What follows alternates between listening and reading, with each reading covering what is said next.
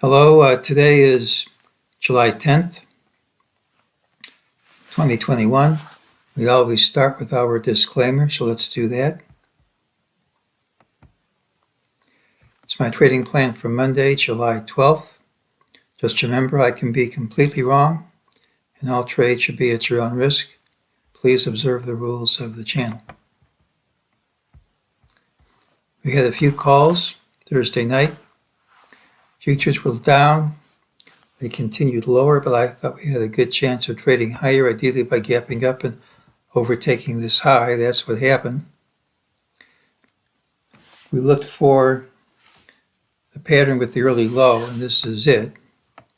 And on Monday, I'm looking for a pattern with the early high.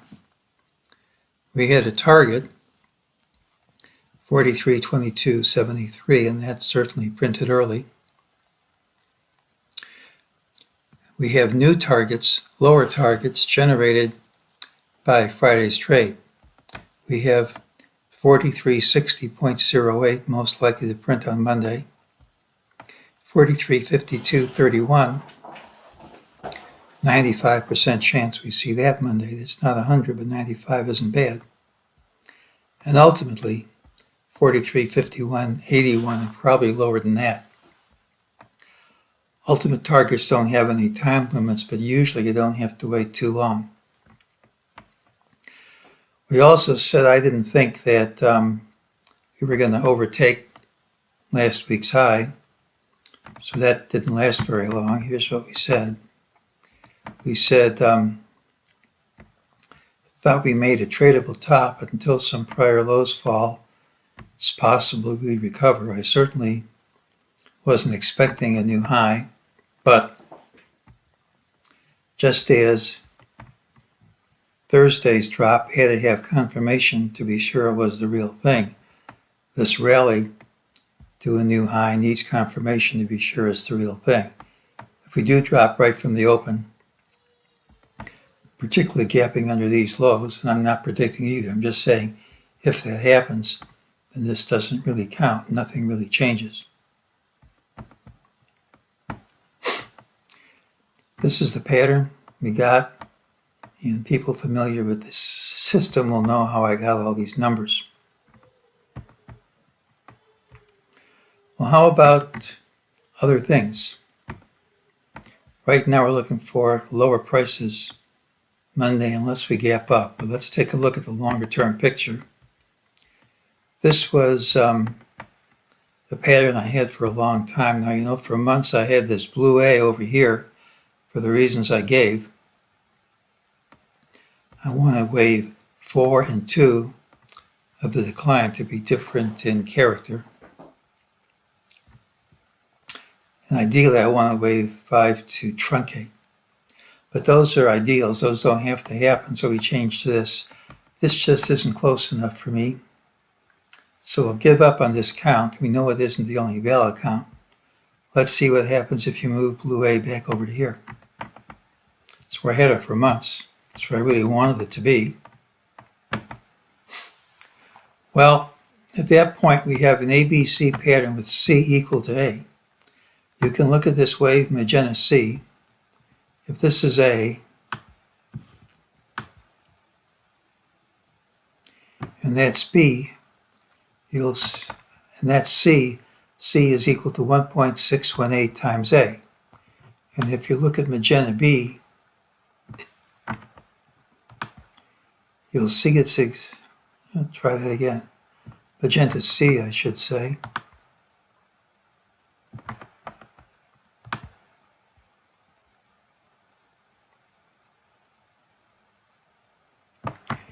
You'll see from here to here, magenta A and magenta C are exactly equal.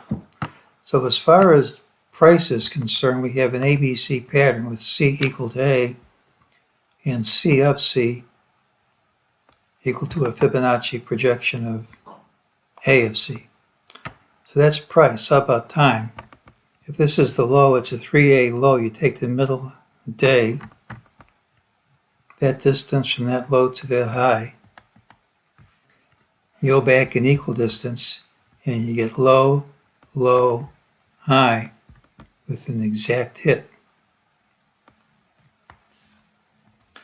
So we do have a confluence of time and price at Friday's high. Now there might be other times, other prices that work too. Just because that works, it doesn't mean other ones don't. But if we do drop from here, that's an if. Certainly you can explain it based on confluence of time and price.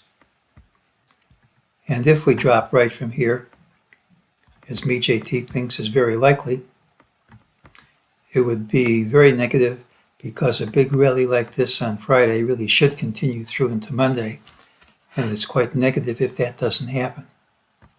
So if this fails, particularly if it fails by gapping down, everything fits for the end of this leg. If we continue higher, then the idea is killed most likely before the open or shortly thereafter, and then no one has to risk any money on it. Well, Monday's pattern has the early high. We could still gap down. There are lower MEJT targets unless we simply gap up smartly. Now let's do this again. Let's change this.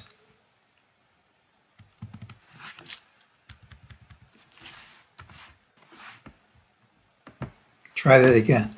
Unless we gap up smartly, they're favored to print. A day-long rally on a Friday typically continues into Monday's open. It's quite negative if that doesn't happen.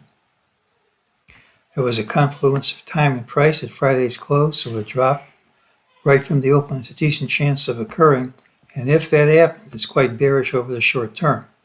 If instead we continue higher, ideally by gapping up, we've overcome significant resistance over the short term. Breadth didn't improve on Friday's rally. That's important to me. The new high in breadth did not improve. Other indices already appear to have topped out. So I continue to believe that even if we do continue higher Monday, technical condition of the market just isn't ideal. If we do get a big drop here, I still think it'll recover. We just don't have the sentiment extremes I expected a historic top, but it could still be a significant top if this high holds. Hasn't happened yet. So we have the early high on Monday. We have confluence of time and price at this high. So if there is a big drop at the open, if there is early weakness, it's credible for extending quite a bit lower. And if we go beyond it, don't have to risk any money on it. And that is today's call.